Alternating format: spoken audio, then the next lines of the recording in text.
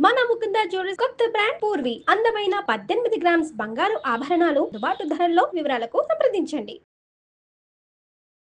నమస్కారం, మీరు చూస్తున్న సుమన్ టీవీ. నేను మీ కీర్తి. నాతో పాటు ప్రముఖ ఆస్ట్రాలజీ బ్రహ్మశ్రీ నందిబట్ల శ్రీహరి శర్మ గురుగారు ఉన్నారు. నమస్తే గురుగారు.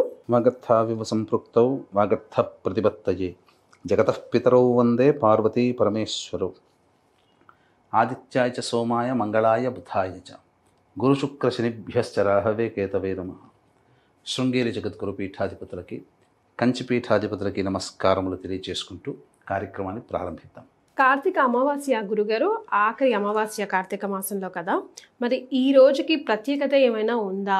ఈ అమావాస్యని మేమంతా ఎలా సద్వినియోగం చేసుకోవాలి? ముఖ్యంగా నరదిష్టి నరఘోష ఉన్న వాళ్ళకి ఈ అమావాస్య ఎలా అయినా ఉపయోగపడుతుందంటారా? కార్తీక అమావాస్య చూస్తున్నాగానే 30 రోజులు గడిచిపోయాయి. ఇక ఆఖరి రోజైనటువంటి అమావాస్య దగ్గరికి వచ్చేసేసామమ్మ.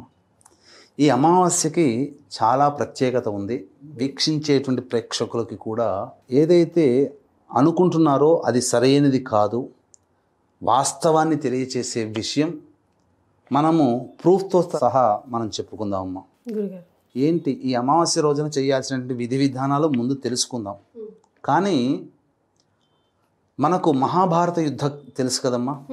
యుద్ధం ప్రారంభమైంది ఎప్పుడు అని చెబితే ఈ త్రయోదశి రోజు మార్గశిర త్రయోదశో చతుర్దశో ప్రారంభమైంది అని అంటారు. మార్గశిర శుద్ధ ఏకాదశి గీతా జయంతి అని అంటారు. గీతా జయంతి మార్గశిర శుద్ధ ఏకాదశి కాదు, మరి గురుగారు కార్తీక అమావాస్య రోజునే ఈ యొక్క గీతా జయంతి. అవునా? మనకు దీనికి ప్రమాణం కూడా తెలియజేసుకుందామమ్మా. మహాభారత యుద్ధకాలంలో 10 రోజుల పాటు యుద్ధం చేశాడు భీష్ముడు. మాఘశుద్ధ అష్టమి రోజున ప్రాణం వదిలాడు. భీష్మాష్టమి. అప్పుడు భీష్మాష్టమి అంటే మహాభారత యుద్ధకాలం 10 రోజులు, మాఘశుద్ధ అష్టమి మొత్తం కలిపితే 68 రోజులు. ఈ మాఘశుద్ధ అష్టమి నుంచి 68 రోజులు వెనక్కి గనక వెళితే ఈ అమావాస్య తేలుతుంది. కార్తీక అమావాస్య రోజే గీతా జయంతి. అంటే శ్రీకృష్ణ భగవానుల వారు భగవద్గీతని అర్జునుడికి ఉపదేశం చేయడం జరిగింది. కార్తీక బహుళ అమావాస్య రోజునే యుద్ధం ప్రారంభమైంది. ఇది తెలుసుకోవాలమ్మా. ఇంకొక ప్రమాణం కూడా చేసుకుందాం. ఒక ప్రమాణం తెలిపాం.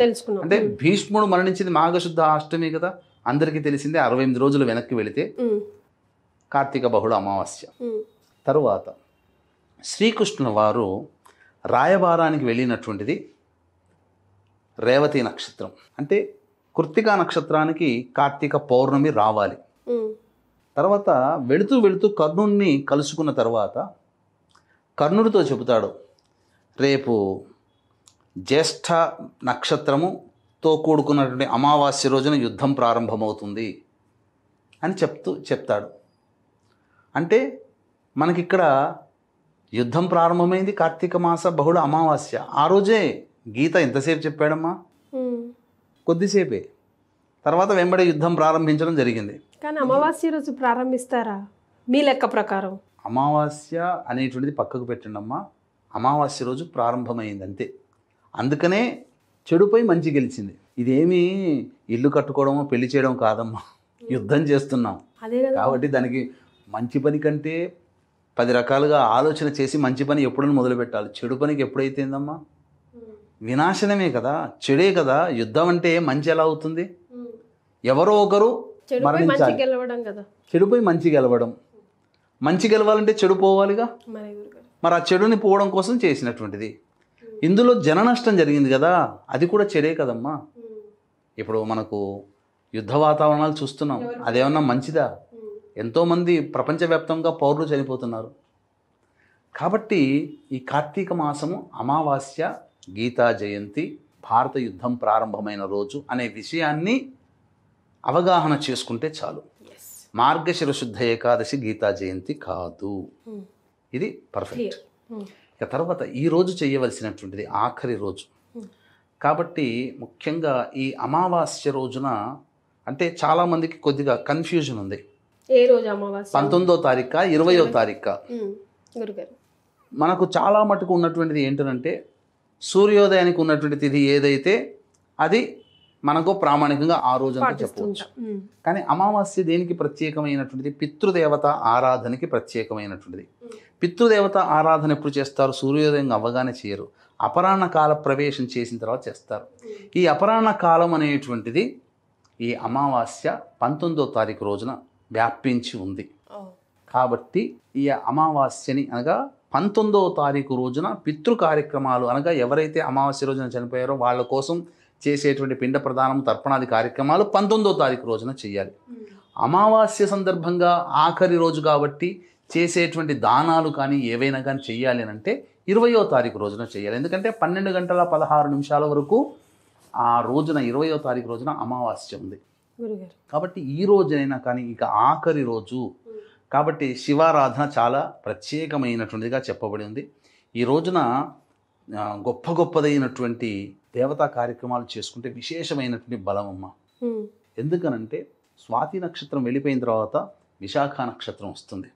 విశాఖ నక్షత్రానికి ప్రాముఖ్యత ఏంటంటే అన్ని నక్షత్రాల్లోకెల్లా విశాఖ నక్షత్రము అధిపతి లాంటిది. అందుకే విశాఖ నక్షత్రంలో నక్షత్రమధిపత్ని విశాఖే అని అంటే అధిపతి లాంటిది, మణిపూస లాంటిది, చాలా పవర్ లాంటిది. అందుకనే ఈ రోజున ఎవరైనా కానీ దేవత ఆరాధన విశేషమైనటువంటి పుణ్య ఫలితం ఇస్తుంది. ఎలా చేయాలి? ఈశ్వరుడికి ఏ ద్రవ్యముతో అభిషేకం చేయాలి అంతకంటే పెద్దగా అవసరం లేదు, చెప్తానమ్మా.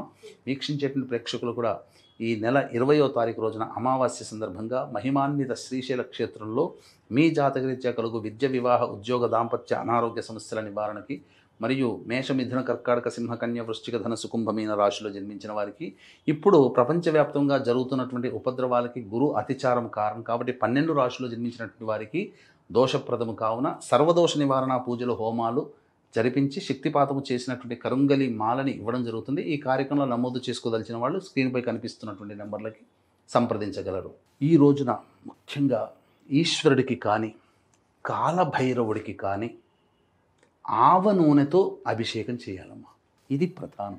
ఆవ నూనెతో అభిషేకం ఏ సమయంలో ఏ సమయంలోనైనా కానీ ఉదయం 12 లోపల చేయవచ్చు. గురుగారు ఇంట్లో కూడా చేసుకోవచ్చునమ్మా. తర్వాత విశేషించి ఆ యొక్క శివాలయంలో కానీ భైరవుడి దగ్గర కానీ కాలభైరవుడి దగ్గర కానీ ఇంట్లోనైనా కానీ కూష్మాండ దీపం అనేటువంటిది వెలిగించాలి. ఈ రోజున కూష్మాండ దీపం వెలిగించి అంటే బూడిద గుమ్మడికాయని తీసుకొని వచ్చి సగానికి కోసి మధ్యలో ఉన్నటువంటిది కొంత తీసి అందులో నువ్వుల నూనె కానీ ఆవ నూనె కానీ వేసి వెలిగించాలి. దేవుడి గుడిలోనా లేకపోతే గడప దగ్గర ఎక్కడ వెలిగించాలి? భైరవుడి దగ్గరనైనా శివాలయం దగ్గరనైనా, శివాలయంలో లేదా శివాలయంలో బయట ఎక్కడైనా కానీ లేదా ఇంట్లోనైనా వెలిగించుకోవచ్చు. కాలభైరవాష్టకం ఈరోజు పారాయణం చేయాలమ్మా. ఈరోజు విశాఖ నక్షత్రం ఉంది. విశేషంగా అమావాస్య తిథి గురువారం కూడా అయినటువంటిదమ్మా. మంగళవారం, బుధవారం వచ్చింది, గురువారం వచ్చింది అమావాస్య. కాబట్టి విశేషమైనటువంటి రోజు కాబట్టి ఈ రోజున శివలింగ దానము, ఉసిరిక దానము, అలాగే సాలగ్రామ దానం, ఇవన్నీ దానాది కార్యక్రమాలు చేయవచ్చు. దీపదానములైనా చేయవచ్చు. ఇక అమావాస్య కాబట్టి ఈ రోజున విశేషముగా అమ్మవారి ఆరాధన చేయాలి. అమ్మవారికి ఎర్రటి పుష్పాలు, మందార పుష్పాలు కానీ లేదా గులాబీ పుష్పాలు కానీ అమ్మవారికి వేసి కుంకుమ పూజ జరిపించడం చాలా మంచిది. అవకాశం ఉంటే దేవాలయంలో అమ్మవారికి సంబంధించినటువంటి దుర్గా హోమం జరిపించుకుంటే చాలా విశేషం. లేదా దశమహావిద్యల్లో భాగమైనటువంటి ఈ ప్రత్యంగిర అమ్మవారి యొక్క పూజ కానీ జరిపించుకున్న చాలా విశేషం. సో ఈ అమావాస్య రోజు ముఖ్యంగా గురుగారు నరదిష్టి, నరఘోషతో బాధపడుతున్న వాళ్ళకు కూడా ఏదైనా రెమెడీ సజెస్ట్ చేస్తారా? బుధవారం నాడు ఉన్నది కాబట్టి బుధవారం నాడైనా కానీ చేయవచ్చు, గురువారం నాడైనా కానీ చేయవచ్చు. రాహుకాలంలో బూడిద గుమ్మడికాయని చక్కగా అలంకరించి ఎర్రటి వస్త్రము, ఈ ఎర్రటి వస్త్రం తీసుకుని అందులో నల్ల జీడి గింజలు, కొద్దిగా తోక మిరియాలు, పటిక బెల్లం, తినేది కాదు అది దిష్టి తీసేటి వాడేస్తారుగా పటిక బెల్లం, పట్కరి అంటారు, పటిక అంటారు. తర్వాత కొన్ని గవ్వలు, నక్షత్ర గవ్వలు, అలాగే ఎండు మిరపకాయలు, నిమ్మకాయ మరియు ఈ సంబంధించినటువంటి నల్ల జీడి గింజలు, ఇవన్నీ ఆ ఎర్రటి ముడ్డలో మూటగట్టి రాహుకాలం ఉన్న సమయం కానీ లేదా అమావాస్య ప్రవేశించిన సమయం కానీ ఈ సమయంలో కనుక ఎవరైతే ఇంటి గుమ్మాని కానీ వ్యాపార స్థలంలో కానీ కడతారో లేదా గుమ్మడికాయని బలిస్తారో ఈ రోజున, అంటే గుమ్మడికాయని బలిచ్చేటప్పుడు కూడా దిగదురుపు చేయాలమ్మా. అంటే గురుగారు అంటే మనిషికి దిష్టి తగులుతుందని అంటారు కదా. అంటే మనకు శాస్త్రంలో ఏం చెప్పబడి ఉందనంటే ఎప్పుడు కూడా జీవహింస పనికిరాదు. అందుకని ఒక నిమ్మకాయని కనుక కోసి బలి ఇస్తే అది ఒక కోడిని బలి ఇచ్చినట్టుగా, గుమ్మడికాయని బలి ఇస్తే అది చాలా గొప్పదమ్మా, మహిషమును బలి ఇచ్చినంత బలం. కాబట్టి మానవుడికి చెప్పలేనటువంటి దిష్టి తగులుతుంది కదమ్మా. దిష్టి వల్ల ఎన్నో రకాలైన ఉపద్రవాలు, అన్నం తినబుద్ధి కాదు, దేని మీద ఆసక్తి ఉండదు, ఇంత తిన్నా కడుపు నిండిపోతుంది, ఎప్పుడూ గుండె బరువుగా కడుపు బరువుగా ఉండడం, ప్రశాంతత లేని జీవితం, చికాకుగా ఉంటుంది, ఏ పని చేయబుద్ధి కాదు. గ్రహాలు ఎంత బాగున్నా దిష్టి తగిలితే ఇలా ఉంటుంది. ఎవరైనా ప్రయోగం చేసినా ఇలాంటి పరిస్థితులు ఉంటాయి.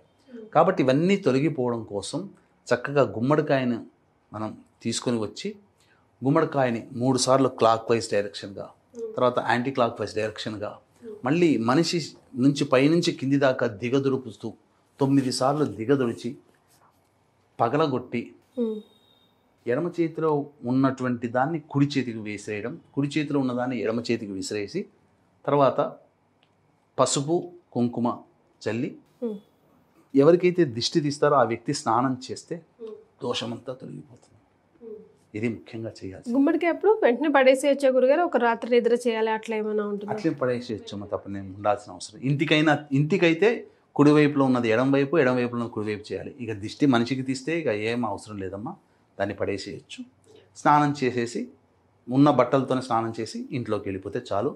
చాలా మటుకు దిష్టి పోతుంది. కేవలం దిష్టనే కాదమ్మా, ఏ వ్యక్తికైతే ఈ గుమ్మడికాయ దిష్టి తీస్తారో ఆ వ్యక్తికి జాతకంలో ఉండేటువంటి గండములు, దోషములు ఉంటాయి కదా, అవి తొలగిపోతాయి.